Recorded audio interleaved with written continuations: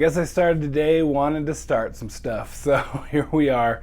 I'm taken from Treebeard's book reviews, the excellent Treebeard channel. Instead of doing my favorite covers that are in my collection, both fantasy and sci-fi, I am going to do my least favorite, the worst possible covers that I own, that are in my own collection. I'll do another version of this with my favorite covers in my collection, but this one I wanted to make sure and do. I just thought it would be kind of funny to look at just the ones that I just don't like. I don't know what it is. Sometimes there's no reason or rhyme to it. I just don't like it. But others there, you'll see there's a reason. Welcome to Shelf Centered. Thank you for stopping by. Appreciate you coming. First one, we're going to get right into how, I'm just going to start some stuff here. All right, Mistborn. This cover, not a big fan. I don't know, there's just like oddly shaped heads that don't look human. They look like aliens. If that's the case, I don't know. I do kind of like the Grim Reaper kind of dude in the back. The focus is not good here. But it's not my favorite. I like the newer covers that are on the Mistborn books. Just not a big fan of this Mistborn series. And then the rest of them are kind of just like them, like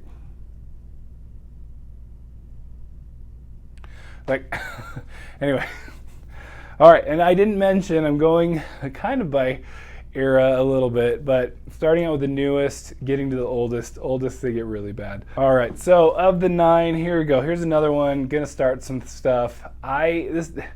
These were covers that were a big deal in the publishing world when they came out, and they kind of started some stuff and everybody started copying it, but I never liked them. They seem hokey, kind of lame. I just never a big fan. It looks like Hayden Christensen trying to be Darth Vader when he's not. I don't know. Tell me that doesn't look like Hayden Christensen in there though. They didn't win me over. I love this trilogy, so don't get me wrong there. I can love the book, and this is why you don't judge a book by the covers, I guess. I just was not a fan. They seem just too hokey. I don't know, that's the best word I got for it, okay? All right, this one, I hear this book's good. I actually haven't read it, but the original cover was really good, and then they did a reissue, and it's just terrible. So the Desert of Souls, what is it, Howard Andrew Jones, it looks like it's like a poorly done video game, especially by today's standards, but even by then, it was just like, why, what? Anyway, like, wanna be like, hey, what's the one with Jake Gyllenhaal? Anyway, trying really hard, but failing for me. Just, especially when the first one is so good. But I get it, they're trying to sell some stuff. They didn't sell me, okay? That's what's important to me, all right? All right, so that was more of the 2000s. We're getting into the 90s.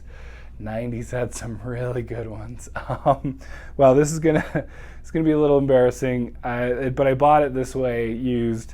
But these are, especially when you compare these to the new Drizzt books, but this is in the Icewind Dale trilogy. The old Drizzt Duorden, and I might be mispronouncing it. I love Drizzt, but that's how I pronounced it. The older looking Drizzt, just not as cool with his long flowing 80s locks, or 90s locks, I guess. I'm not a fan. The new ones, part of it is just the new ones are so cool. You're like, that's a dro. That is cool. This is lamer, wanting to be something, I don't know, Rambo trying to be, I don't know, it's bad. This author actually gets a couple on the list, so anyway, very 90s, haven't actually read it, but man, if that's not the future of our dress, then I quit, okay? Kill me early, because I want it to be this, or the opposite, because this is terrible.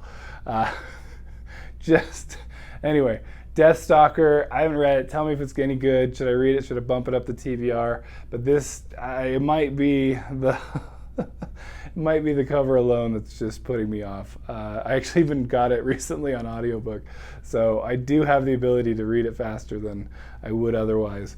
But man, there's just this. What's this? What's this thing? What's the thing that goes? That is it like supposed to try to like for a helmet or something? I don't know. This one's bad. It's so bad. All right, same author, same kind of time period, late 90s. These I hear are great sword and sorcery books, but they're so ridiculous.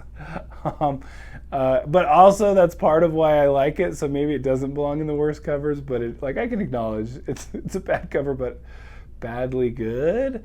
I'll save anyway. You can call me crazy because it's deserved. I mean, look at that eye patch, right? That alone, done. I don't even know who's Hawk and who's Fisher. I have no idea. I'm not going to make assumptions here. But anyway, that's a duo that they'll probably kick your butt, but you'd laugh at them first. And that's probably why they kicked your butt. So no bad cover list can really leave this one out. This one I've been making fun of for ages. Even though it is literally one of my favorite books, it has appeared in top 10 lists of mine. It is none other than Heroes Die. Patrick Leo, I'm sure, will agree with me. I gotta admit it too. But there's something about it's having read this book and then when I just see it, it just makes me happy. So it definitely has turned into a good cover for me. It's a little stretch, just because I love the book itself so much. But man, is that just a ridiculous cover.